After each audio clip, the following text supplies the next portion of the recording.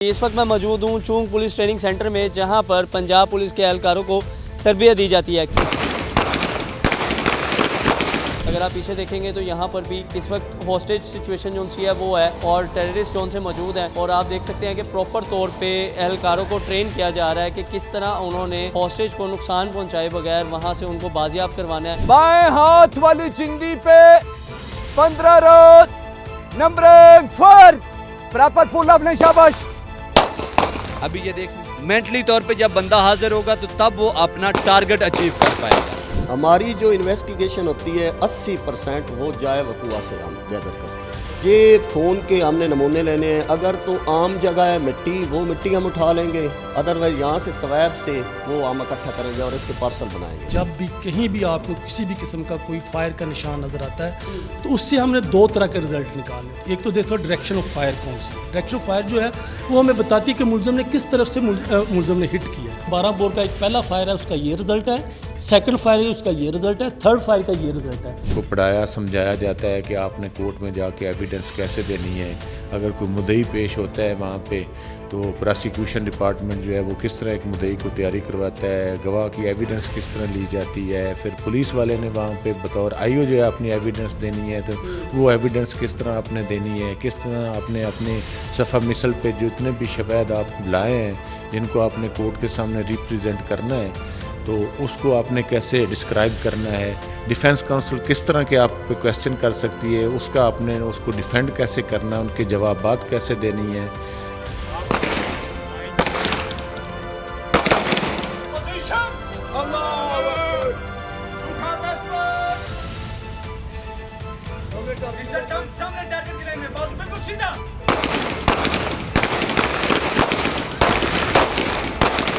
तो इसी तरह हमारे जो हर दिल अजीज़ कमांडेंट हैं उनका भी विजन है कि हम इस कॉलेज को इतना स्टेट ऑफ आर्ट जैसे आपने देखा वो बनाएं और दुनिया के किसी भी पुलिस कॉलेज से ये कम ना हो, और फिर उसके बाद हम यहाँ ऐसी तरबियत दें जो ज़ेर तरबियत अफसरान हैं कि वो फील्ड में जाके एक मुख्तलिफ अपने आप को भी मुख्तलिफ नज़र आएँ और पुलिस का भी एक नया और अच्छा और एक पॉजिटिव चेहरा जो है वो आम को दिखाएं। अस्सलाम जी, आप देख रहे हैं BL स्टोरीज और मैं हूं फैज़ान चौधरी। इस वक्त मैं मौजूद हूं चूंग पुलिस ट्रेनिंग सेंटर में, जहां पर पंजाब पुलिस के एहलकारों को तरबियत दी जाती है। किस किस चीज़ की ट्रेनिंग दी जाती है आज की इस वीडियो में आपको दिखाएंगे, तो वीडियो को एंड तक ज़रूर देखिएगा। आइए मेरे साथ चलें जी। इस वक्त जहाँ पर मैं मौजूद हूँ, यहाँ पर जिस चीज़ की ट्रेनिंग दी जा रही है वो आप देखकर हैरान रह जाएंगे कि ये सारा सेटअप ऐसा लगाया गया है कि अगर किसी जगह पर कोई टेररिस्ट अटैक कर देते हैं या कब्ज़ा कर लेते हैं तो उस जगह को आपने किस तरह छुड़ाना है, और वहाँ पर मौजूद जो उनसे हॉस्टेज हैं जिनको उन्होंने रखा हुआ है उनको किस तरह छुड़वाया जाना है। इसकी मिसाल इसी तरह है जिस तरह अगर आप रिसेंट आपको एक वाक़या याद हो कि कराची में चाइनीज़ एम्बेसी पे कुछ टेररिस्ट ने अटैक किया था जिसे बाद में रेंजर्स ने जाके छुड़वाया था। तो यहाँ पर हसनैन भाई मेरे साथ मौजूद हैं। मैं सबसे पहले ये जानना चाहूँगा कि आखिर ये सेटअप है क्या, और ये मैं देख रहा हूँ कि वीडियो गेम की तरह लग रहा है वैसे तो, लेकिन इसके अंदर ट्रेनिंग क्या दी जा रही है? सर ये बेसिक जो है वीरत्रा कंपनी का अमेरिकन सिस्टम है।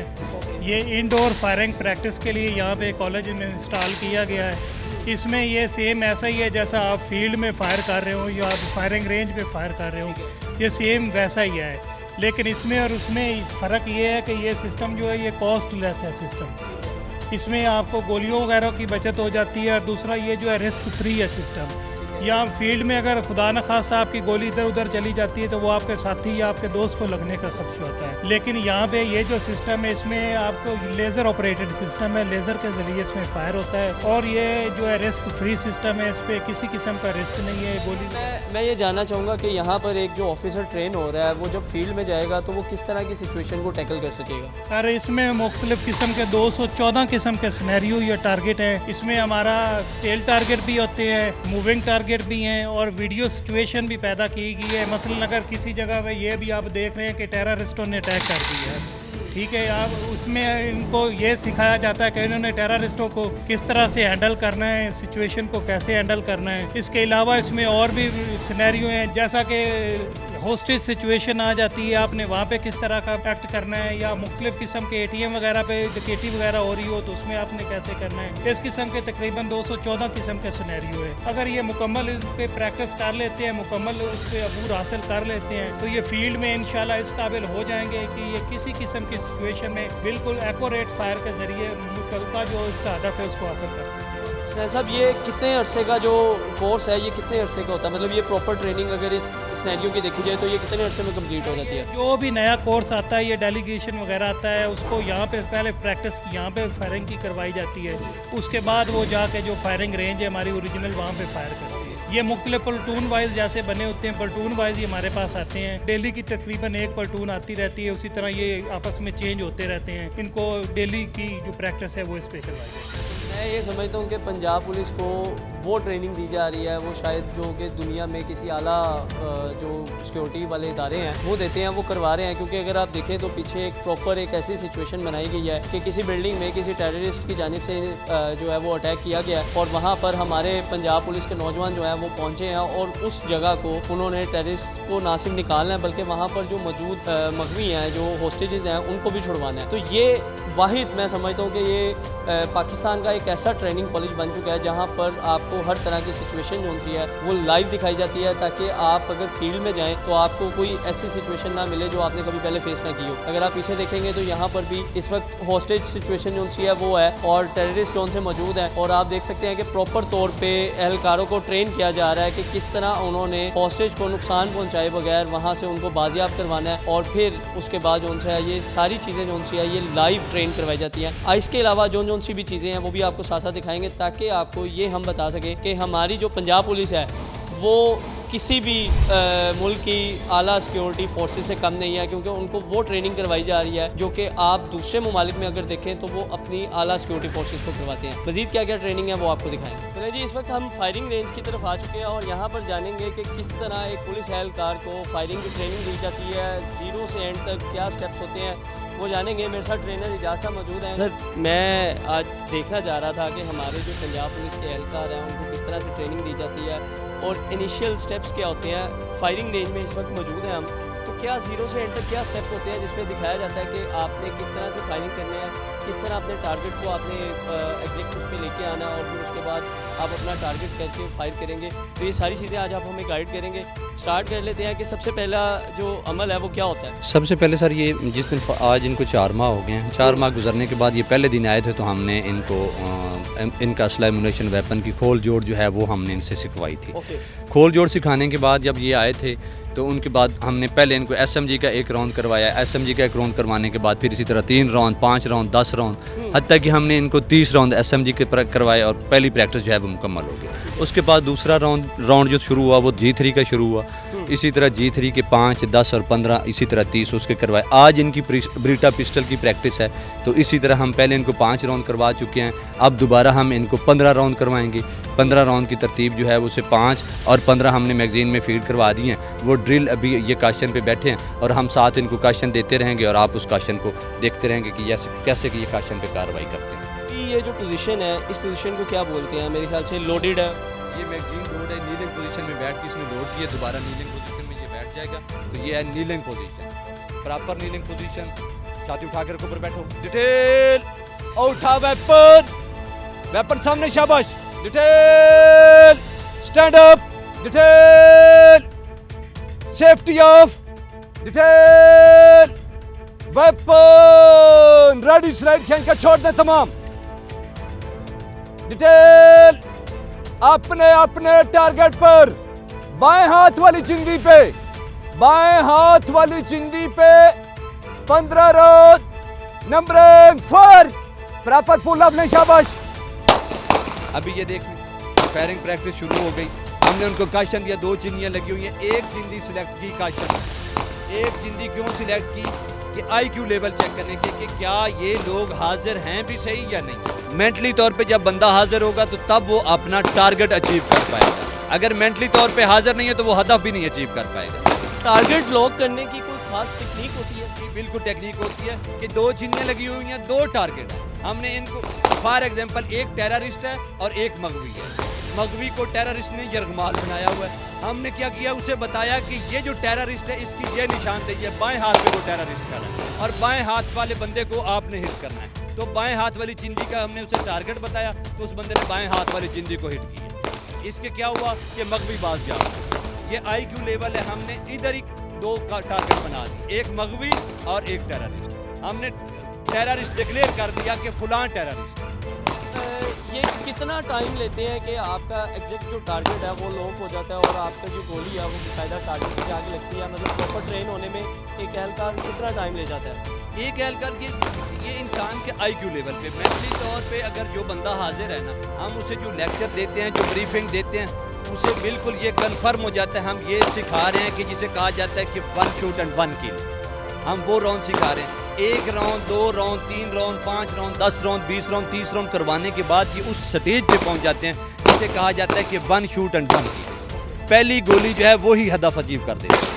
इसमें कोई नेगेटिव एलिमेंट्स भी होती हैं, जिस तरह कभी गोली अड़ जाना या कुछ इस तरह की, तो इसमें इस मामले में भी ट्रेन किया जाता है एहलकारों को? जी बिल्कुल ट्रेन किया जाता है। अब देखें कि वेपन स्टॉपेज कर जाता है। बाज़ औक़ात क्या होता है वेपन स्टॉपेज बेसिकली चीज़ क्या है कि फायरर की मंशा के खिलाफ अचानक वेपन का रुक जाना या फायर का ना करना, तो वो फायरर क्या है, कंफ्यूज हो जाता है। हम साथ साथ उसे ये बताते रहते हैं कि स्टॉपेज जब हो जाती है सबसे पहले स्टॉपेज की वजूहत जाननी है। स्टॉपेज कौन सी है, उस स्टॉपेज के बाद जब स्टॉपेज की वजूहत का पता चल जाए, सबसे पहले आपने सेफ्टी ऑन करनी है। सेफ्टी ऑन करने के साथ उसकी मैगजीन रिमूव करनी है, NSB करनी है, तब आपको स्टॉपेज जो है आपकी स्टॉपेज क्लियर हो जाएगी और आप लोग अपने दोबारा वेपन चाल वाले पुर्जों को खींच के वेपन को चार्ज करके दोबारा आप अपना वेपन जो है वो चालू हालत में लेके आ सकते हैं। जब हम किसी अगर लाइव फील्ड में हो, जब हम टारगेट के ऊपर फायरिंग कर रहे होते हैं, तो ये भी ऑप्शन होता है कि क्रॉस फायरिंग भी हो जाती है, सामने से भी फायरिंग आती है, तो हमने फायरिंग के दौरान खुद को कैसे बचाना है, ये क्या ट्रेनिंग दी जाती है? जब क्रॉस फायरिंग होती है, आमने सामने से फायर हो रहा होता है, तो हम ये अपने ट्रेनीज को ज़रूर ये बताते हैं और ज़रूर इस चीज़ की प्रैक्टिस भी करवाते हैं कि सबसे पहले आप लोगों ने अपनी सेफ्टी को मद्देनज़र रखना है। अपनी सेफ्टी क्या है कि सबसे पहले आड़ का इस्तेमाल करना है। आड़ क्या है, कोई रुकावट है छोटी मोटी तो आपने उसके साथ बैठ जाना है। अगर कोई दरख्त है कि उसके साथ खड़ा होकर अपने टारगेट को भी अंगेज कर रखना है और अपने आप को भी बचाना है। तो ये ट्रेनिंग हम बिल्कुल ज़रूर करवाते हैं। ये अगर कंप्लीट कोर्स की बात की जाए फायरिंग का, कितने अरसे का कोर्स होता है और इसमें कौन कौन सी गन जोन सी हैं जिसमें ट्रेन किया जाता है एहलकार को? हमारे कॉलेज में हम इनको 4 माह 5 माह मोस्टली 5 माह की ट्रेनिंग में 5 ही वेपन का इस्तेमाल करवाया जाता है, जिसमें SMG, G3, MP5, ब्रीटा पिस्टल, जिसमें AUG है। तो ये सारी चीज़ें जो है ना हम इनको सिखाते हैं। मेरे ख्याल से ये राउंड कंप्लीट हो चुके हैं, हम चल के टारगेट की तरफ देखते हैं कि क्या सूरत हाल है, ताकि आपको वो भी दिखाया जा सके कि जब एहलकारों को ट्रेन किया जा रहा है और अभी वो किस पोजीशन पे हैं और किस तरह से एग्जैक्ट टारगेट के ऊपर निशाना लगता है, वो आपको दिखाते हैं। टारगेट इनको चेक टारगेट का काशन मिला तो ये टारगेट के पास आएंगे और अपनी बताई हुई जो जगह है उस पर आके खड़े हो जाएंगे। तो इनके नंबरों की जो अमेंडमेंट है, तरतीब है, जितने नंबर के ये 15 राउंड थे, ये 45 नंबर का इनका वो टोटल फायर है। तो बेसिकली इनका ये टेररिस्ट है, ये मगवी है और ये टेररिस्ट है। हमने काशन दिया कि अपने टारगेट पे बाएं हाथ वाले चिंदी पे, ये बाएं हाथ वाली चिंदी जो थी ये हमने टेररिस्ट डिक्लेयर कर दिया था। तो उस फायरर ने इस टारगेट को हिट किया। मैं देख रहा हूँ कि जितने भी फायर किए गए हैं वो सारे जो है वो आपने जो टेररिस्ट डिक्लेयर किया था उसी पे किए गए हैं। और ये बेसिकली पिस्टल का फायर है और बेसिकली ये हिटिंग फायर होता है। हिटिंग फायर 3 किस्म का, एक है नंबरिंग फायर, एक है ग्रुपिंग फायर और एक है हिटिंग फायर। पिस्टल का जो भी फायर होता है वो हिटिंग फायर होता है। हिटिंग फायर हमने करवाया तो उसके 15 राउंड जो हैं वो टेररिस्ट को ही लगे। ये 15 राउंड है, काउंट कर लें आप, उनसे सब काउंट करें।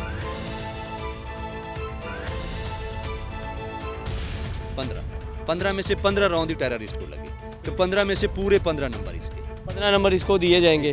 तो ये जाहिद एहलकार है जो कि मुस्तकबिल में हमें फील्ड में भी नज़र आएंगे। तो आप इनका जो टारगेट लॉक इन्होंने जो किया था वो आप देख सकते हैं कि जो इनको बताया गया था कि ये इनका जो पॉइंट है ये टेररिस्ट डिक्लेयर किया गया और यहाँ पर इन्होंने सारे फायर जोन से हैं वो टेररिस्ट को ही लगाए हैं। तो इजाज़ साहब ने कहा है कि इनके पूरे मार्क्स आएंगे क्योंकि इनका टारगेट जो है वो बिल्कुल एग्जैक्ट था और फायर जो है वो बिल्कुल टारगेट पे जाके लगे हैं। तो लिहाजा इसी तरह बाकी तमाम एहलकारों को भी यही जोन सा वो सारी चीज़ें चेक की जाती हैं। और उसके बाद इजाज़ साहब ये जो है शीट को दोबारा रिपेयर किया जाता है, क्या किया जाता है इसको? ये दोबारा शीट है ये रिपेयर की जाती है, नई शीट लगाई जाती है और अगली डिटेल को जो है दोबारा बिल्कुल क्लियर टारगेट दे के दोबारा उसी तरह फायर करवाया जाता है वही तरतीब से। इसी तरह बाकी जो तमाम गन्स हैं उनकी भी यही सेम ट्रेनिंग बिल्कुल सेम है, यही टेक्निक है कि हर बार न्यू टारगेट बिल्कुल फ्रेश टारगेट दिया जाता है। ताकि सीखने में कोई बंदा अपना वो कर जाता है, बाजू का फिल करना छोड़ जाता है तो दोबारा जो है टारगेट उसके लिए करियर चेक किया जाता है, बार बार चेक किया जाता है कहीं कोई राउंड रह तो नहीं गया, वो पिछले के खाते में तो ना पड़ जाए। ये सारी चीज़ें जो हैं ये देखी जाती हैं। बहुत शुक्रिया जा साहब आपके वक्त का। अब मैंने आपको फायरिंग रेंज पे जिस तरह से सारी चीज़ें की जाती हैं और जिस तरह से ट्रेनिंग की जाती है वो दिखाई हैं, बाकी डिपार्टमेंट्स की तरफ भी चलेंगे, वो भी आपको दिखाएंगे। चलिए जी, इस वक्त हम स्कूल ऑफ इन्वेस्टिगेशन में आ चुके हैं और यहाँ पर आपको बताएंगे कि एक पुलिस ऑफिसर कैसे तहकीक करता है क्राइम सीन की। तो यहाँ पर एक डेमो बनाया गया क्राइम सीन का। मोहम्मद अली साहब मेरे साथ मौजूद हैं। सर, सबसे पहला सवाल ये है कि एक आम आदमी सबसे पहले जो होता है ना, वो एक क्राइम सीन मेरे ख्याल से वही देखता है और वो फिर बाद में एक यूनिफॉर्म वाले ऑफिसर को इन्फॉर्म करता है। तो क्या प्रिकॉशंस होती हैं, किस तरह से इसको डील करना चाहिए, क्या आम आदमी को क्या बताया जा सकता है और आप एक पुलिस ऑफिसर को कैसे ट्रेन करते हैं? ये हमारे सामने है जी इनडोर क्राइम सीन। एक आउटडोर होता है, एक इनडोर होता है। इनडोर होता है घर के अंदर। तो हमारी ये समझो कि ये कमबख्ती समझ लो या ये हमारी अभी आगाही नहीं है कि लोग पुलिस अफसर के या वो स्पेशल जो टीम होती है इन्वेस्टिगेशन करती है उसके आने से पहले खुद उस वकूए को काफ़ी हद तक मिस हैंडल कर देते हैं। ये अवाम में आगाही होनी चाहिए, पुलिस अफसर का भी फ़र्ज़ है, बल्कि उनको आगाही देनी चाहिए कि जो भी वकूआ होता है उसको बैरूनी मुदाखलत से मुमकिन तौर पर बचाया जाए।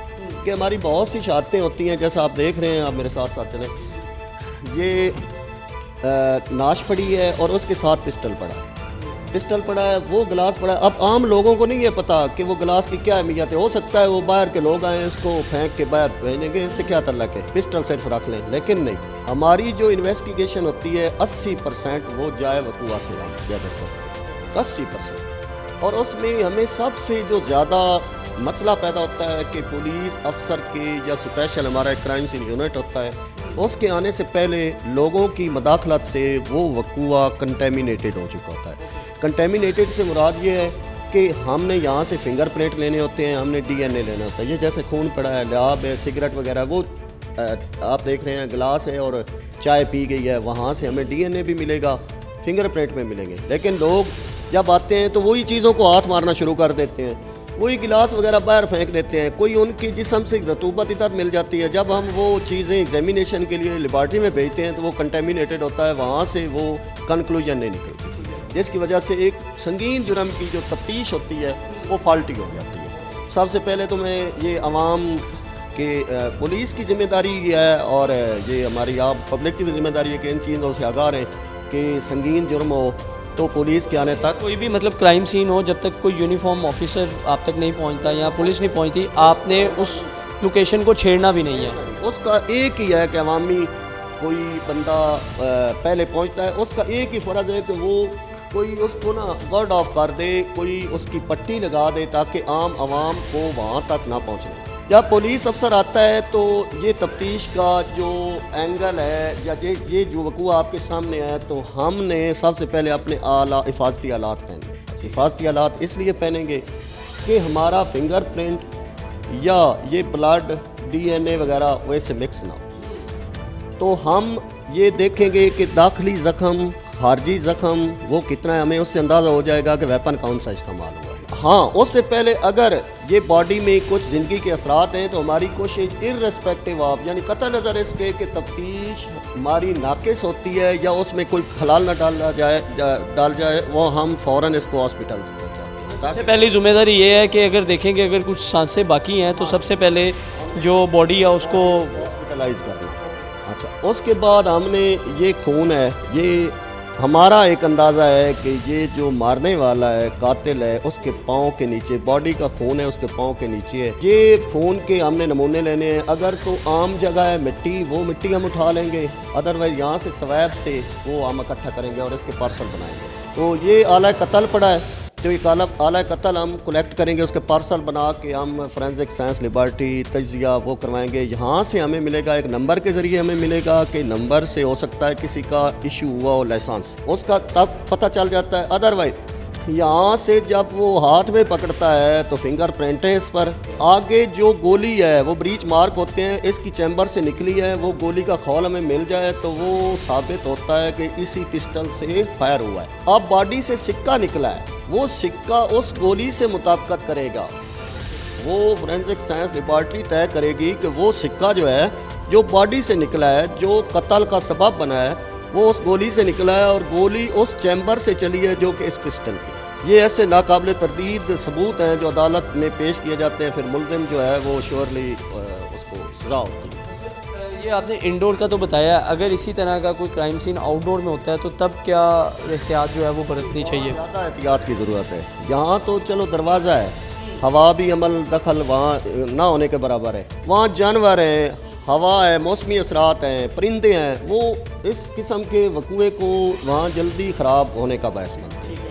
तो वहाँ कोशिश होती है कि आइयो को जैसे जितनी जल्दी इतला मिले फ़ौरन पहुँचे। उससे पहले वही जो पहली बात मैं कह रहा था कि अवामी ज़िम्मेदारी है, अवाम में आगाही होनी चाहिए कि ये शहादतें जो मौका पर हैं, जहाँ कोई चीज़ पड़ी है, जितने फासले पर पड़ी है उसको ना छेड़ा जाए, फिंगरप्रिंट ना हो, कोई DNA मिक्स ना हो। आला कत्ल के अलावा जो बाकी चीज़ें जो उनसे होती हैं वो कितनी अहमियत की हामिल होती हैं? ये जी खंजर पर है जी। अब एक मशकूक बंदा है, ये खंजर हमने पार्सल बना लिया, इसको कब्ज़ा पुलिस में ले लिया, हमने इसको बराए तजिया भिजवा दिया केमिकल के लिए, इसके सारे फोरेंसिक के इसकी के लिए लेबॉर्ट्री में। अब एक बंदा है मशकूक है, उसके फिंगरप्रिंट लिए गए, वो फिंगरप्रिंट और इसके दस्ते के फिंगरप्रिंट एक हैं। अब इसी के सामने वो जो फाला जिसको कहते हैं उस पर लगा खून है, उस खून के DNA और इस बॉडी मरने वाले का खून एक है। तो ये सिलसिला जो जुड़ गया, अब इसको जुटलाया नहीं जा सकता, मुल्ज़िम सजा होगा। हाँ यही बंदा है, ठीक हो गया। गिलास ऐसे पानी पिया है, पकड़ के पिया है, फिंगरप्रिंट हो सकते हैं, मुंह से लगाया है, DNA हो सकता है। किसी मशकूक का DNA इससे अगर टैली कर गया तो वो भी है, वो मुल्ज़िम, ठीक हो गया। ये हमारी डॉक्यूमेंट्री शहादत है जी, मोबाइल फ़ोन ये मुल्ज़िम का है या मजरूब का है, ये मकतूल का है। अब इसमें हमें शहादतें मिल सकती हैं कि इनकी, चूँकि ये जो वकूआ जिसको आज हम डिस्कस कर रहे हैं, ये लेन देन का मामला था, दोस्तों का था, वो पहले दोस्ती के माहौल में बैठे थे, बाद में उनको कत्ल कर दिया गया। अब इसमें जो काले हैं, इनकमिंग और आउटगोइंग, वो उनसे हमें पता चलेगा, CDR का पता चलेगा, और इसके अलावा कोई डाटा और हो सकता है, उनकी तस्वीरें वगैरह इकट्ठी बैठे की वो भी हो सकती हैं, जो इस मोबाइल से हमें मिलेगा, चाहे मोबाइल मुल्ज़िम छोड़ गए हैं या मकतूल का। क्यों तौर पे हमारे यहाँ पे बदकिस्मती है कि मोबाइल पहले उठा लिया जाता है तो और वो जो अहम दस्तावेज़ात होती हैं वो फिर मिस हैंडल हो जाती है। मोबाइल से हमें बहुत कुछ मिल सकता है। अगर वो मुल्ज़मान का है तो उनकी सिम अगर वो छोड़ गए हैं तो वो सिम से हम बाद में, आपको जैसे पता है कि वो इम्मी और इमसी का हिसाब, हम उनकी बाद में भी लोकेशन ले सकते हैं, उनको बाद में पकड़ सकते हैं, और इससे हम पुराना डाटा, उनकी जो कन्वर्सेशन होती रही है, कम्युनिकेशन होती रही है, उसका भी पता लगा। तो ये बड़ा अहम टूल है आजकल की जो जदीद तफ्तीश है उसमें। इसके साथ साथ मैं जो अभी रिसेंट कुछ क्राइम सीन जोन से हैं वो देखने को मिले थे, जिस तरह एक डस्का में कत्ल का वाक़या था खातून का, वो इशू बड़ा हाईलाइट हुआ, जिसमें ससुरालियों ने अपनी बहू को जो सा कत्ल कर दिया था, टुकड़े कर दिए थे। इस तरह के क्राइम सीन में क्या चीज़ें जो सी हैं वो देखी जाती हैं और किस तरह से तफ्तीश की जाती है? जैसा वो वकूआ है ना, अब देखो ना, उन्होंने वो नाश और वो सबूत मिटाने की कोशिश की, और वो उन्होंने वो उसके टुकड़े जलाए, बाकायदा अज़ा मुख्तलिफ जगह पे फेंके, चेहरा जला दिया ताकि पहचानी ना जा सके, इस तरह की चीज़ें की मिस हैंडल किया गया ताकि पुलिस पकड़ ना करे। एक मतलब मुनज़्ज़म तौर पर वो एक सोचे समझे तरीके से खुद उसको इख्फा किया, जुर्म को कोशिश की कि ये इसका कोई सबूत ना है। लेकिन उससे पहले क्योंकि एक घर में रहते थे, कोई वो भी कम चांसेस हैं कि उनकी कम्युनिकेशन मोबाइल के ज़रिए वो ट्रेस की जाए, लेकिन फिर भी है, उनके मियाँ से उसका रब्ता हुआ है, वो मियाँ ज़ाहिर बीवी से भी बात करता होगा और अपनी माँ और बहनों से भी करता होगा, उनकी कम्युनिकेशन से भी पता चल जाएगा कि इनकी नाचाकी चल रही थी या कोई भी मसला था। इसके बाद फिंगरप्रिंट है, बॉडी के तो नहीं है, लेकिन उनके जो बेड है या जिस कमरे में वो रह रही, वो मकतूला रह रही थी, उस पर ज़हर हमला जब किया गया तो किसी और जगह पर भी उनके फिंगरप्रिंट हो सकते हैं, कोई DNA का नमूना भी हो सकता है, कैमरे भी हो सकते हैं, घरों में लगे कैमरे हो सकता है कि कैमरों में भी हो। तो उससे पहले उसका जो ज़ेर इस्तेमाल मोबाइल फ़ोन है, उनको अगर कोई जान का ख़तरा था तो वो पहले अपने इन-लॉज़ को या अपने मियाँ को कोई इस बारे में बताती होगी, तो वो कॉल रिकॉर्ड वो भी आएंगे, और इसके बाद कोई ऐनी शायद भी हो सकता है। ज़ारा के केस में ये हुआ था कि उसके वालिद से उसकी बात नहीं करवाई जा रही थी और वालिद साहब जो हैं वो बाद में पहुंचे, तो फिर बाद में केस हाईलाइट हुआ और पता चला कि क्या मामला निकला है। ज़्यादातर अब जो केसेस देखने को मिलते हैं वो यही होता है कि लड़की को मार दिया जाता है और बाद में उसको सुसाइड केस बना दिया जाता है। सुसाइड बना दिया जाता है या वो बनाया जाता है कि वो कहीं भाग गई है, ठीक है, ऐसे ही है। तो उसका वो ना मियाँ से बात करवाना ये भी एक दलील है कि कुछ ना कुछ है, दाल में कुछ ना कुछ काला है। तो यहाँ से तफ्तीश जो है वो शुरू होगी। और उसके अलावा हमें ऐसा कोई क्राइम सीन तो नहीं मिलेगा, बट आप तफ्तीश के लिए रिलेटिव्स को बीच में इन्वॉल्व करेंगे और इस तरह की चीज़ें की जाती हैं। फिर तो अगला जो है ना इसमें ये देखो, ये मोबाइल का CDR निकालना, ये आगे फिर एक मखसूस जो होता है हमारा यूनिट वही कर सकता है। लेकिन जब वो जलाई गई, वो उसकी लाश जलाई गई, उसका धुआं या वो बदबू आसपास के लोगों को वो आई है, उनसे शामिल तफ्तीश किया जा सकता है। या वो जिस भट्टी में वो जलाई गई है उस भट्टी को उसको कब्जा पुलिस में लेके वहाँ से कोई जो उनकी बाकियात बची हैं उनका भी DNA हो सकता है। हाँ जी, उनका भी हो सकता है। DNA हमेशा रहता है, उसका जो रतूबत थोड़ी सी भी हो रह जाए तो DNA रहता है। जब एक क्राइम सीन से सारे शवाहिद इकट्ठे कर लिए जाते हैं उसके बाद क्या प्रोसेस होता है, उसको कोर्ट में पेश किया जाता है? ये ऐसे होता है कि IO का अगला काम जो है वो मुलजिम की गिरफ्तारी है और बयानात होते हैं गवाह के जिन्होंने ऐनी शाहिद होते हैं वो होते हैं, और ये चीज़ें जो हैं हम फेल फोर भेज देते हैं फोरेंसिक साइंस डिपार्टमेंट में तज्जिया के लिए। और जब तक इसका तज्जिया नहीं होता मुलजिम को जुडिशल कर देते हैं और केस की हियरिंग फिक्स होती है, उसके रिज़ल्ट वो सारे आ जाते हैं सामने। लेकिन उससे पहले फिर मुलजमान की गिरफ्तारी है, वो मिसल की तकमील है और बयानात हैं गवाहान के, मुद्दई का बयान है, मुलाज़ा मौका हमने करना होता है। उसका एक सबसे अहम जो अंसर होता है तफ्तीश का वो नक्शा मौका होता है कि नक्शे में अदालतों को एक ना आईना वो वकूए का ये असल चीज़ क्या थी वहाँ। और जो संगीन जराइम के होते हैं वकूए उनमें वो नक्शा एक पटवारी या माहिर नक्शा नवीस बनाता है, वो IO नहीं बनाता। हाँ, उसकी जो लेंथ होती है उसके कोऑर्डिनेट हम जो हैं वो बराबर करते हैं ताकि वो अदालत को ना उसमें कोई मसला ना।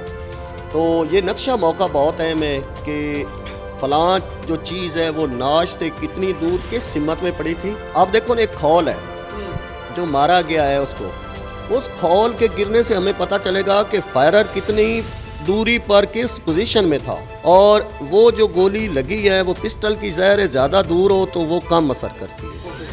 तो ये चीज़ें तफ्तीश में आगे जाके एक लॉजिकल जो है ना वो सबूत वो देती है अदालत। और ये यहाँ तक ये सारा काम जो होता है वो IO का होता है। जी, IO का होता है। ये नक्शा मौका पर हर चीज़ उसको कलेक्ट करके लेबॉर्ट्री में भिजवाना और इनको डॉक्यूमेंट्री शक्ल देना। जो चीज़ें हम यहाँ से उठाते हैं उसकी वो एक फ़र्द होती है, वो फ़र्द बनाते हैं, उस पर वो उसका हुलिया लिखते हैं, गवाह लिखते हैं कि इनकी मौजूदगी में नक्शा मौका से हमने ये चीज़ उठाई है। चाहे वो हमने भेजनी होती है उसके माल मुकदमा में जमा कराएं जिसका वो मकसूद ना हो उसका करवाना एग्जामिनेशन। जैसे ये देखो ना, कुछ चीज़ें हैं मसलन ये जो चीज़ें सारी हैं जिनका हमने लेबॉर्ट्री भिजवानी है। चीज़ें इस तरह की भी होती हैं जिन्हें फोरेंसिक में नहीं भेजा जाता और फिर उन्हें वैसे ही आप क्या कहते हैं जमा करवा देते हैं। तो ये एक क्राइम सीन था जिसमें मैंने आपको बताया है कि एक पुलिस ऑफिसर अगर किसी क्राइम सीन पे पहुंचता है तो वो किस तरह से अपनी तहकीक शुरू करता है, और एक आम आदमी की क्या ज़िम्मेदारी है वो भी मोहम्मद अली साहब ने बताने की कोशिश की है कि अगर एक आम आदमी पुलिस ऑफिसर से पहले किसी क्राइम सीन पे पहुंचे तो उसे क्या करना चाहिए, मज़ीद क्या क्या ट्रेनिंग दी जाती है, उस तरफ चलेंगे। एक फायरिंग इंसिडेंट की तफ्तीश किस तरह से की जाती है, उसकी क्या क्या डिटेल होती है, ये जानेंगे। अदनान साहब इंस्ट्रक्टर मेरे साथ मौजूद हैं। मैं आपसे ये जानना चाहूँगा, हमारे मुल्क में बदकिस्मती से ज़्यादातर जो वाक़यात होते हैं वो फायरिंग के ही होते हैं कि कोई फायरिंग करके भाग गया, उसके अंदर अक्सर औक़ात जो है वो मर्डर भी हो जाता है लेकिन बाज़ टाइम ज़ख्मी होते हैं। तो क्या तफ्तीश जब आप एक वाक़े पे पहुंचता है एक पुलिस एहलकार, तो उसको क्या सिखाया गया होता है और किस तरह से उसने चीज़ें जो सी हैं वो सारी इकट्ठी करके आगे शवाहिद पेश करने होते हैं? हमारे पास मोस्टली तौर पे जो लोग ट्रेनिंग की चीज़ से आते हैं वो इन्वेस्टिगेशन से रेलिवेंट लोग होते हैं। जैसे कि ये हमारे पास अभी नया बैच आया है, ये सब इंस्पेक्टर हैं और इन्होंने फील्ड में अभी अपनी बेसिक ट्रेनिंग शुरू की है।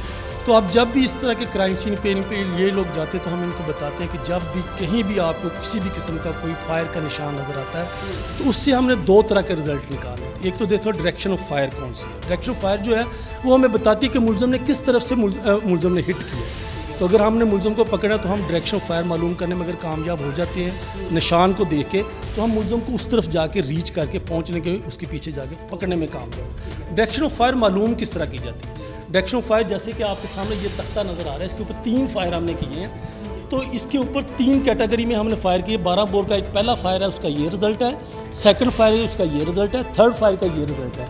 अब ये जो फायर है ये सीधा फायर है जी।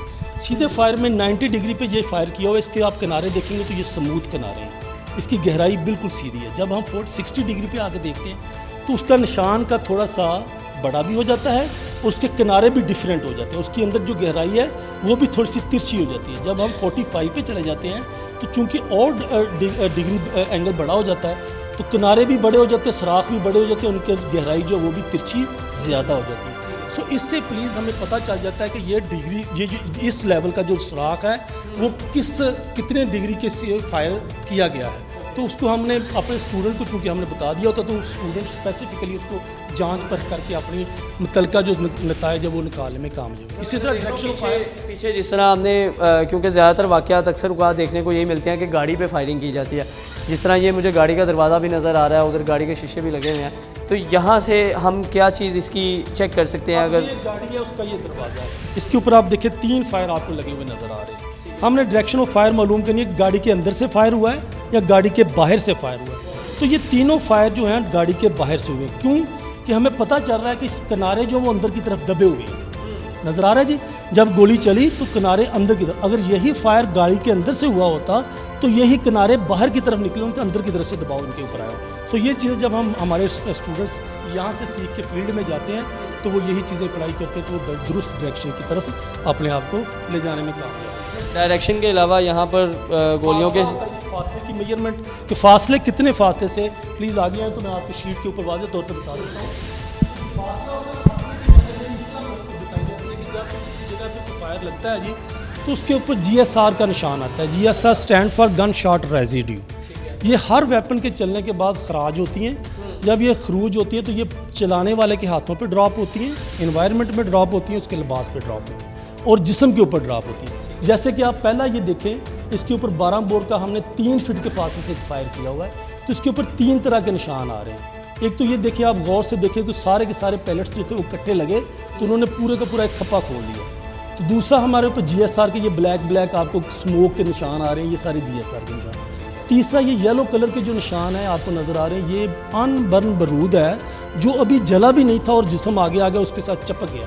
इनको हम टैटू मार्क्स कहा जाता है जी। तो ये 3 चीज़ें जिस जगह पे आपको नज़र आए तो आप उससे ये रिज़ल्ट निकालने में कामयाब हो सकते हैं कि ये फायर अंडर 5 फीट के फासले से हुआ है, ना कि ये दूर से फायर। अगर दूर से होगा तो ये तीनों चीज़ें उसके ऊपर नहीं आएंगी, ये चीज़ें हवा में तहलील हो जाने वाली हैं और सिक्का ही है जो वो जिस्म के ऊपर हिट करता है। मुझे ये 10 फीट पे नज़र भी आ रहा है, तो अगर आप ये दिखाएंगे तो यहाँ पे आपको जस्ट पॉइंट नज़र आएगा और यही वो डिफरेंस है जो बता रहा है कि ये 10 फुट के फासले से फायर हुआ है। इसके ऊपर कोई GSR नहीं है, इसके ऊपर कोई किसी किस्म का टैटू मास्क नहीं है। सो ये ज़रा फासले से फायर। और सर इसके अलावा ये कैसे पता चलता है कि कौन सी गन का फायर था?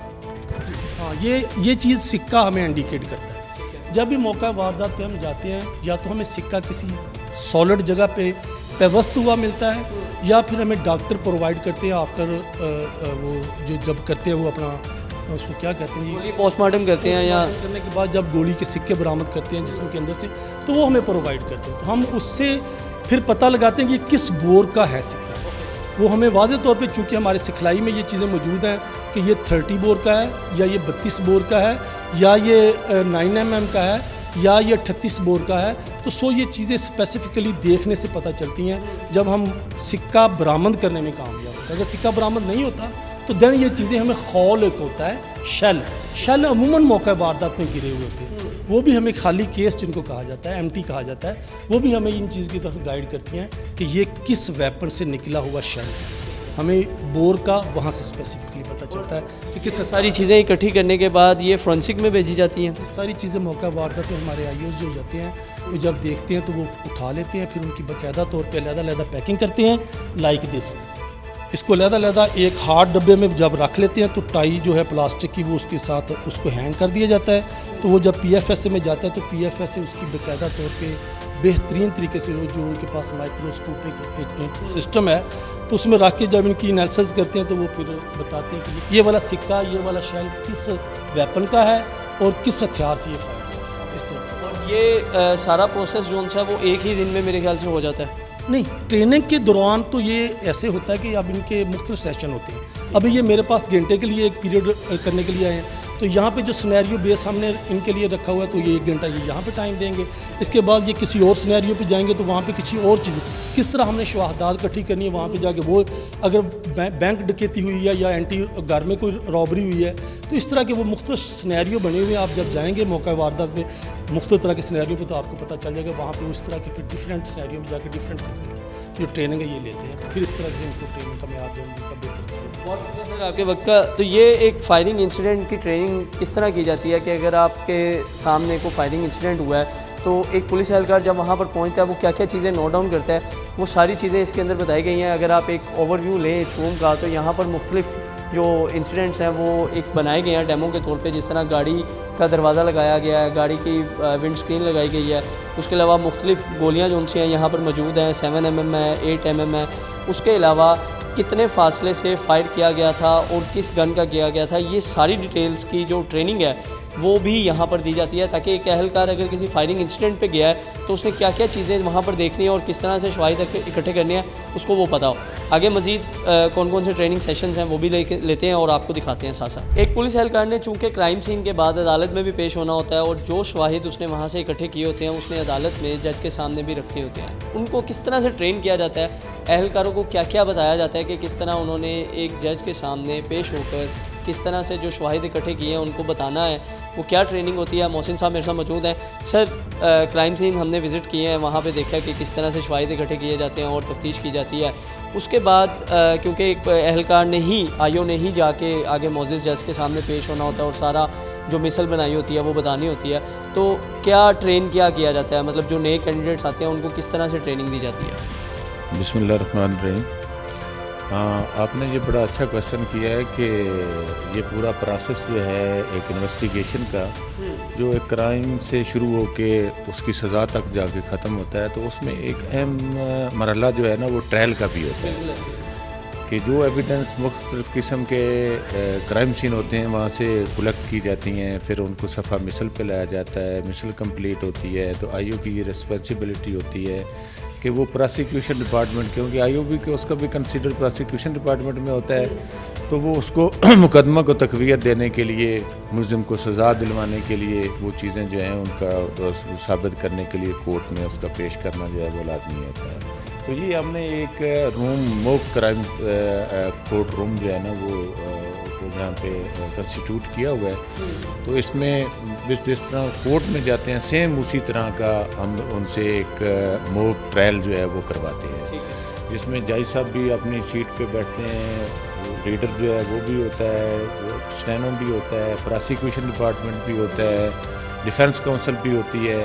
तो सारा जो ट्रायल के 5 मराइल हैं वो हम 5 मराइल जो है उनसे उनको एक प्रोसेस के तहत वो कंप्लीट करवाते हैं। जैसा कि फ़र्द जुर्म ट्रायल बेसिकली होता है यही है कि फ़र्द जुर्म से शुरू होकर ऐसा प्रोसेस जो फ़र्द जुर्म से शुरू हो और किसी मुलज़िम की बरीयत या सज़ा पे ख़त्म हो तो उसको हम ट्रायल कहते हैं, उसकी तारीख भी यही है। तो ये इसी कोर्ट रूम में क्या होता है कि एक मुलज़िम बनता है, मुद्दई बनता है, FIR लॉन्च होती है, वो सारा वकूआ और उसकी मिसल तैयार होती है। वो जब मिसल कंप्लीट हो जाए तो फिर उसका चलान जो है वो कोर्ट में जाता है। तो फिट फॉर ट्रायल के बाद ये ट्रायल का मरला जो है वो शुरू हो जाता है। तो हम इनको पूरी तरह ट्रेन करते हैं कि यहाँ पर क्या कि जब वो मराइल 5 हैं ट्रायल के वो क्या क्या हो सकते हैं। उसमें प्रोसिक्यूशन की एविडेंस हो सकती है, 5 उसके मराइल होते हैं। प्रोसिक्यूशन की एविडेंस होती है, डिफेंस काउंसिल की एविडेंस होती है और पहला मरला जो उसका होता है फ़र्द जुर्म का होता है। तो चौथे नंबर पे वहाँ पे जो बहस होती है और लास्ट पे जाके जज साहब जो है वो फैसला करते हैं। तो ये जो हमने यहाँ पे ये अभी प्रोसेस, ये ट्रायल का प्रोसेस हो रहा है, तो उसमें ये राइट साइड जो है, जज साहब की राइट साइड जो है ये सामने वाली सीट जो है उस पर जज साहब बैठते हैं। ये हायरार्की भी पूरी उसी तरह की कंप्लीट करते हैं जिस तरह के आम कोर्ट्स में होती है। तो सामने वाली सीट जो है उस पर जज साहब बैठे हैं, राइट साइड पे जो है स्टेनो है, राइट साइड पे रीडर है, लेफ़्ट साइड पे जो है वो स्टेनो है, और राइट साइड पे ये जो वकील साहब खड़े हैं ये भी हमारे ट्रेनीज़ में से ही हैं।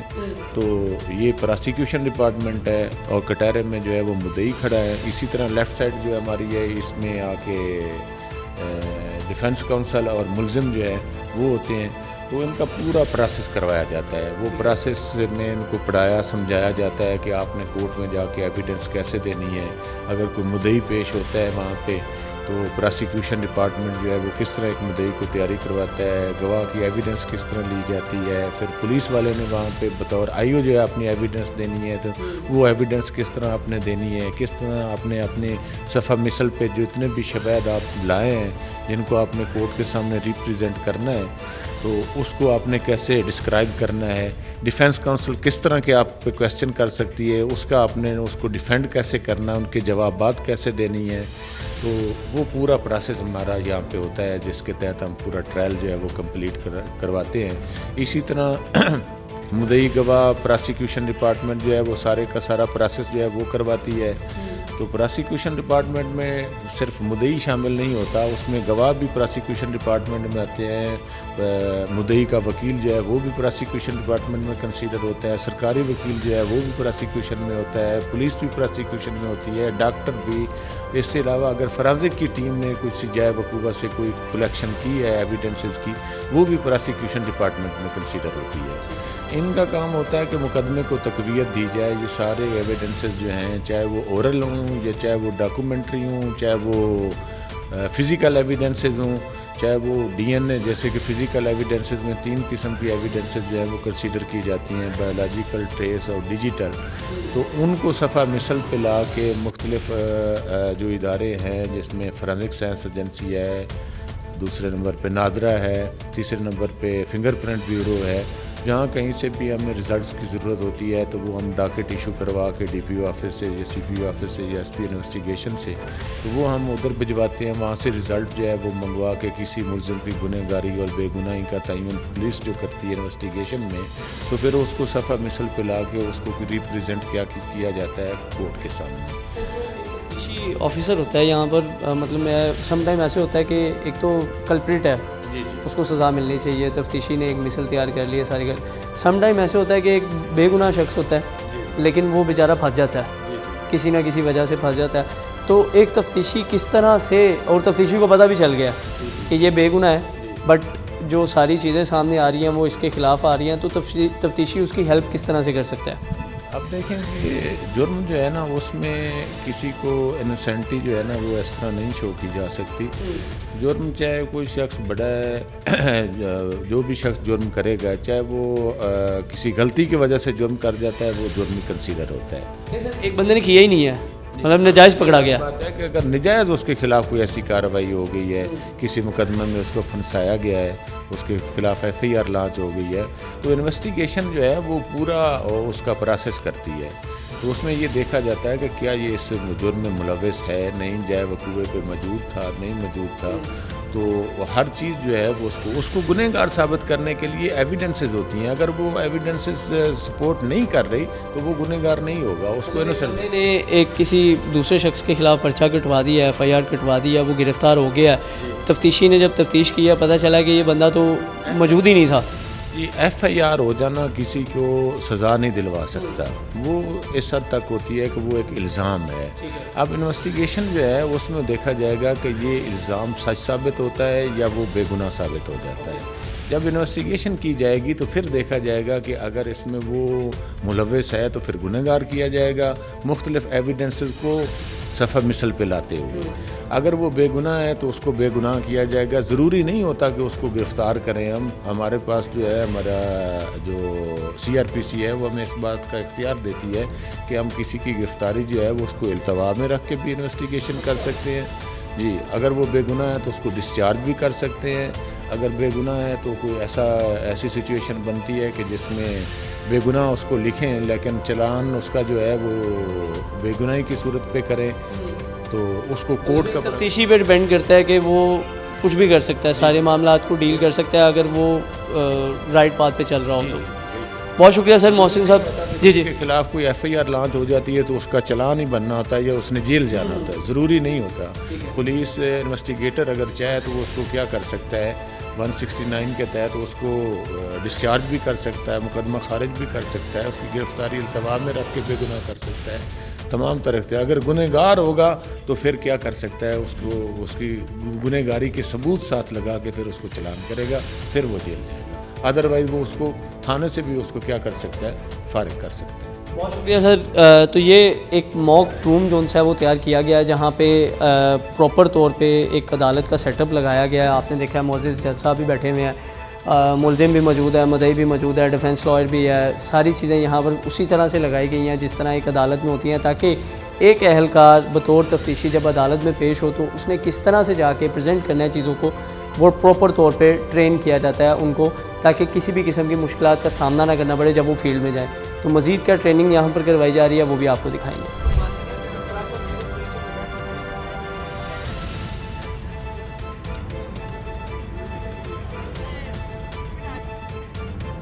क्या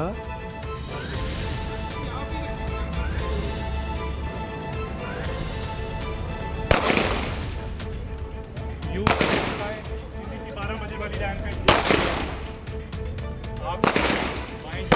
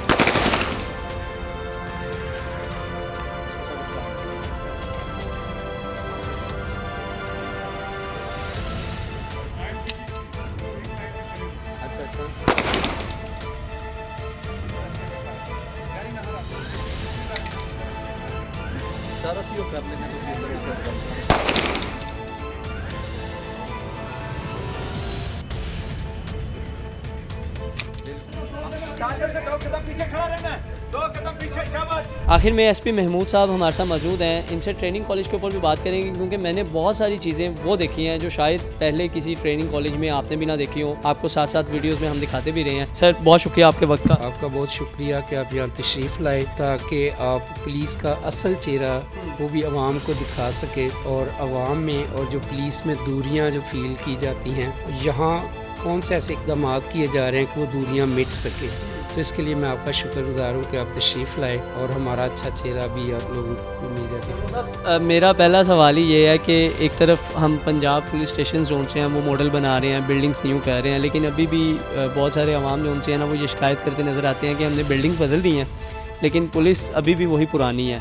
तो क्या हम ट्रेनिंग कॉलेज, जिस तरह मैंने देखा है कि बहुत स्टेट ऑफ द आर्ट बना दिया है, तो क्या ये सिर्फ state of the art college ही बनाया गया है या ट्रेनिंग सेंटर ही बनाया गया है, या इसके अंदर जो कैंडिडेट्स आ रहे हैं उनकी हम इस तरह से तरबियत कर रहे हैं कि जब वो फील्ड में जाएं तो अवाम उन्हें अपनी हिफाजत के लिए मामूर अहलकार समझें, ना कि उनसे डरें? तो क्या इस तरह की भी कोई ट्रेनिंग की जा रही है? बिल्कुल, जैसा कि आपने खुद ही मुलाजा किया होगा कि मुख्तलिफ थाना जात और हमारे ऑफिस जो हैं उनकी हालत बिल्कुल बदल गई है और वो कॉरपोरेट ऑफिस लगते हैं। ये सारा इंस्पेक्टर जनरल ऑफ पुलिस मोहतरम डॉक्टर उस्मान अनवर साहब का विजन है कि उन्होंने पूरे अक्रॉस दी पंजाब ये सारे थाने बदल दिए, ऑफिस बदल दिए। तो इसी तरह हमारे जो हर दिल अजीज़ कमांडेंट हैं उनका भी विजन है, महबूब लिल्लाह साहब, उनका भी विजन है कि हम इस कॉलेज को इतना स्टेट ऑफ आर्ट जैसे आपने देखा वो बनाएं और दुनिया के किसी भी पुलिस कॉलेज से ये कम ना हो, और फिर उसके बाद हम यहाँ ऐसी तरबियत दें जो ज़ेर तरबियत अफसरान हैं कि वो फील्ड में जाके एक मुख्तलिफ अपने आप को भी मुख्तलिफ नज़र आएँ और पुलिस का भी एक नया और अच्छा और एक पॉजिटिव चेहरा जो है वो आम को दिखाएं। तो इसके लिए हम क्या इक़दाम कर रहे हैं? नंबर 1 तो हमारे पूरे सिलेबस में ये चीज़ शामिल है कि लोगों के साथ अच्छाई के साथ इखलाक के साथ पेश आना है।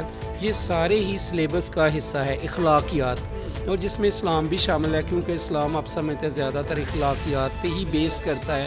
एक तो ये काम करते हैं, उनकी इखलाकी हालत को बहुत ही बेहतर बनाते हैं ताकि अवाम के साथ अच्छे रवैये के साथ पेश आएँ। नंबर 2 ये है कि हम माशरे के जो प्रोमिनेंट अफराद हैं, जो उलमा में बहुत अच्छे आलिम हैं, जो ऐसे मोटिवेशनल लोग हैं या जिनको माशरे ने अपनी सर्विसेज की बिना पे तस्लीम कर लिया है, तिब में हैं, इखलाकियात में हैं, मज़हब में हैं, फ़ॉरेंसिक में हैं, इंटेग्रिटी के हिसाब से बेहतरीन है, उन सारे लोगों को कमांडेंट साहब ने वो हमें हदायत भी फरमाते रहते हैं वक्तन फ़वक्तन, और हमने एक लिस्ट बना रखी है ऐसे प्रोमिनेंट अफराद की जो जिनको माशरा मानता है। हम उनको गेस्ट स्पीकर के तौर पे बुलाते हैं ऑडिटोरियम में, हम सारे लोगों को ज़ेर तरबियत अफसरान को जमा करते हैं और पूरा सेशन होता है। उसमें वो उनमें जो भी सलाहियतें होती हैं वह जिस तरह भी हमारे ज़ेर तरबियत अफसरान की तरबियत कर सकते हैं, उनकी करैक्टर बिल्डिंग बेहतर कर सकते हैं, वो सारा उस पर लेक्चर देते हैं, पूरा खुतबा देते हैं, और उसके नतीजे में हम ये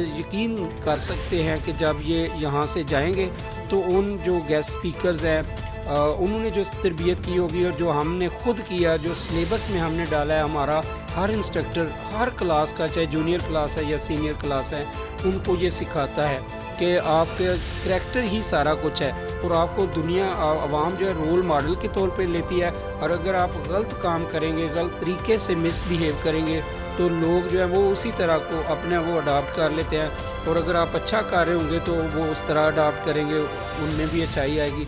तो इस तरह हम कोई हर वो कदम उठाते हैं जिसकी वजह से हमारे रवैये में तब्दीली आए। जैसा कि आपने कहा बिल्डिंग्स बदली हैं, तो हम ये हर वो कोशिश कर रहे हैं कि अब पुलिस के रवैये में भी तब्दीली है। लेकिन बदकिस्मती ये है कि चूँकि 75 साल हो गए, या 1861 में पुलिस एक्ट बना, 1934 में पुलिस बनी, पुलिस रूल्स बने, तो चूँकि ये ब्रिटिश दौर से ही पुलिस चली आ रही है, कॉलोनियल पुलिस भी से कहते थे, तो उसको यकदम या 1 साल 2 में फ़ौरन बदल देना या कम्प्लीटली बदल देना वो मेरा ख्याल है वैसे ही मुमकिन ना होगा। लेकिन क्योंकि हमारे पास एक परपेचुअल एक्सरसाइज है कि मुख्तलिफ कोर्सेज आते जाते रहते हैं, हर वक्त यहाँ ट्रेनिंग जारी रहती है, तो हमारा ये यकीन है, हम वसूख से ये कह सकते हैं कि हमारे तरबियत करदा जितने भी एहलकार पुलिस अफसरान वापस जाते हैं वो दूसरों से इंशाअल्लाह बेहतर होंगे। ये कह सकते हैं कि चूंग पुलिस ट्रेनिंग सेंटर में ना सिर्फ आपको फील्ड की तरबियत दी जाती है बल्कि आपका इखलाक भी बेहतर किया जा रहा है। बिल्कुल 100% जितना हम फील्ड वाली जैसे मैंने कहा वेपन हैंडलिंग है, पीटी परेड है, लॉ लर्निंग है, उसके साथ साथ उतना ही ज़्यादा फोकस हम उनकी इंटेग्रिटी पे और इखलाकियात पे, यानी कि बिहेवियरल चेंज जो है ना कि कैसे बिहेव करना है विद द पीपल, उनको अपने महकूम नहीं समझना बल्कि अपने वो हम वतन समझना है और उनको सर्विस देनी है। आपने देखा होगा खिदमत मराकज़ जैसा कि पूरे अक्रॉस दी पंजाब मौजूद है, वहाँ 14 से लेके 20 के करीब वो मुख्तलिफ़ खिदमात हैं। आप जाएंगे 1 मिनट में आपको करैक्टर सर्टिफिकेट मिल जाएगा और जो भी आपको डॉक्यूमेंट चाहिए मिनटों में मिलेगा, जो कि पहले कई महीने लगते थे। और खुश इखलाक अमला वहाँ मौजूद होगा, लर्नर ड्राइविंग लाइसेंस आपका 1 मिनट में बन जाएगा। तो ये आप समझते हैं ना कुछ तब्दीली आई है कि आप नहीं समझते। आप किसी खिदमत मरकज़ पे गए होंगे, यकीनन गए हैं, तो आपने देखा होगा कि अमला आपके कितना खुश असलूबी के साथ, इखलाक के साथ आपसे पेश आता है और आपका जो काम भी होने वाला है वो 1 मिनट में करता है। एक बात ऐड करता चलूँ, मेरी लास्ट टाइम DIG साहब से मुलाकात हुई थी। वो कहते हैं कि मैं अपने हर स्टूडेंट को ये ज़रूर कहता हूँ कि भाई कुछ नहीं करना, नहीं दिल करता ना करें, सिर्फ जब भी आपके पास कोई साहिल आए उसे 1 गिलास पानी ज़रूर पिलाएं, फिर उसके बाद आगे उसका मसला सुने। तो मैं ये समझता हूँ कि अगर आपने किसी को 1 गिलास पानी पिला दिया तो वो आधा मसला तो उसका वहीं हल हो जाता है। ये सर का बिल्कुल सही फरमाना है और ये अब पूरी दुनिया में, एटलीस्ट पाकिस्तान में ये मैक्सिम जो सेइंग है, जो उनकी कमांड है, ये सारी पाकिस्तान में एटलीस्ट सब पुलिस को और अवाम को पता चल गया। वो कहते हैं और बिल्कुल बजा कहते हैं कि अगर कोई अगरीब बंदा किसी भी पुलिस ऑफिसर के पास जाता है तो उसे कहता है कि बैठे भाईजान, अंकल, जो भी उसका स्टेटस है, तो उसे कहता है ये पहले पानी पिए ना सर, फिर हम आपका भाईजान मसला भी सुन लेते हैं, इंशाल्लाह हल हो जाएगा। तो आधे दुख उसके वहीं पे दूर हो जाएंगे। तो ये सर का जो फार्मूला है, जो मैक्सिम है, जो सेइंग है, जो कोट है, ये तकरीबन अब पूरे पाकिस्तान में सारी पुलिस जानती है और ये ट्रू है। आप किसी भी, आपके पास भी कोई बंदा है तो आप इखलाकियाती लिहाज से आप उसे कहीं पानी, चाय, coffee, what ever you can offer, वो आप पेश करते हैं तो बंदे का मेरा ख्याल है आधा मसला तो दरियाल हो जाए। सर आप क्या समझते हैं चूंग पुलिस ट्रेनिंग सेंटर जो है बाकी ट्रेनिंग सेंटर से किस तरह से मुख्तलिफ है? इस बहुत सारे एस्पेक्ट हैं जिससे मैं समझता हूँ कि मुख्तलिफ है। उसमें सबसे पहले जो आपने इंफ्रास्ट्रक्चर देखा, जैसे आपने ख़ुद का जी स्टेट ऑफ आर्ट है, कहाँ से शुरू करूँ? ये भी हमारे DI साहब का विजन है कि हमने इसको सेकंड होम बनाना है फॉर ट्रेनिंग्स। और आप किसी ट्रेनिंग्स के बाद में बेशक वैसे ही पूछ लें इनफॉर्मली, तो वो भी कहेगा या कहेगी जैसी भी हो कि ये ऐसे ही लगता है जैसे हमारा वाकई दूसरा घर है। तो इसमें बहुत ही अच्छा state of the art gymnasium बनाया है, स्विमिंग पूल है, जिम का सारा सामान मौजूद है, बैडमिंटन है, लॉन टेनिस है, उसके अलावा टेबल टेनिस है, कैरम है, बहुत सारी, यानी कि जो भी ज़रूरी खेलें हैं। ट्रेनिंग नहीं दी जा रही, साथ साथ दूसरी एक्टिविटीज़ भी करवाई जाती है फिज़िकली फ़िट रखने के लिए, वो भी मौजूद है।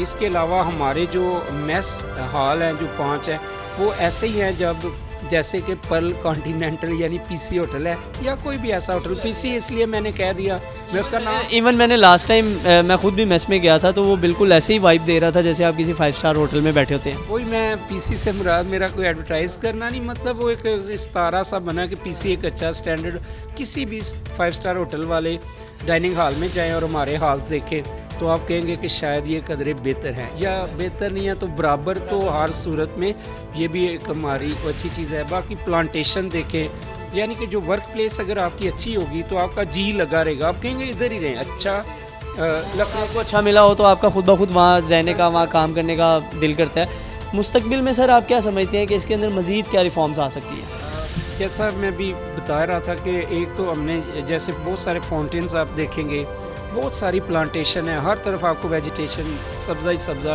अल्हम्दुलिल्लाह नज़र आएगा।